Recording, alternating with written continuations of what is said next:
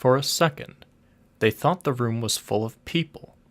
Hundreds of people, all seated and all perfectly still. Polly and Diggory, as you may guess, stood perfectly still themselves for a good long time, looking in. But presently, they decided that what they were looking at could not be real people. There was not a movement nor the sound of a breath among them all. They were like the most wonderful waxworks you ever saw. This time, Polly took the lead. There was something in this room which interested her more than it interested Diggory. All the figures were wearing magnificent clothes. If you were interested in clothes at all, you could hardly help going in to see them closer. And the blaze of their colors made this room look not exactly cheerful, but at any rate, rich and majestic, after all the dust and emptiness of the others. It had more windows, too, and it was a good deal lighter. I can hardly describe the clothes. The figures were all robed and had crowns on their heads. Their robes were of crimson and silvery gray and deep purple and vivid green. There were patterns and pictures of flowers and strange beasts and needlework all over them. Precious stones of astonishing size and brightness stared from their crowns and hung in chains round their neck and peeped out of all the places where anything was fastened. "Why haven't these clothes all rotted away long ago?" asked Polly. "Magic," whispered Diggory. "Can't you feel it? I bet this whole room is just stiff with enchantments. I could feel it the moment we came in." "Any one of these dresses would cost hundreds of pounds," said Polly. But Diggory was more interested in the faces, and indeed, they were well worth looking at. The people sat in their stone chairs on each side of the room, and the floor was left free down the middle. You could walk down and look at the faces in turn. "They were nice people, I think," said Diggory. Polly nodded. All the faces they could see were certainly nice. Both the men and women looked kind and wise, but they seemed to come of a handsome race.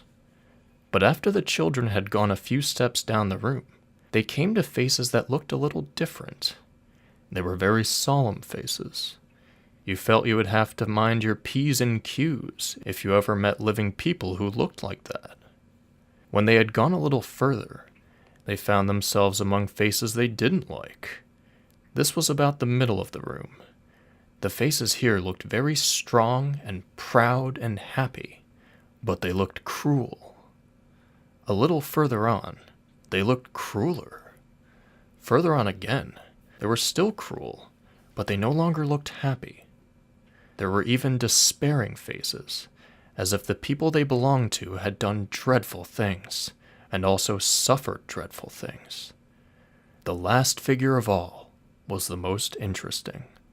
A woman, even more richly dressed than the others.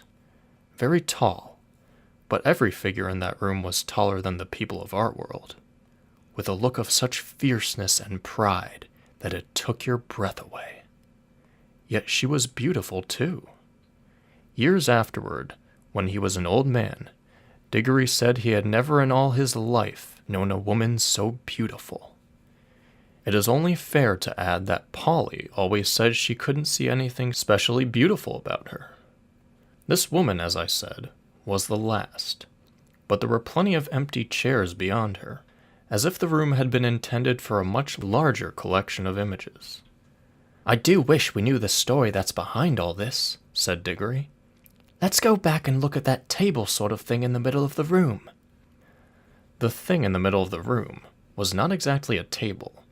It was a square pillar about 4 feet high, and on it there rose a little golden ark, from which there hung a little golden bell, and besides this, there lay a little golden hammer to hit the bell with.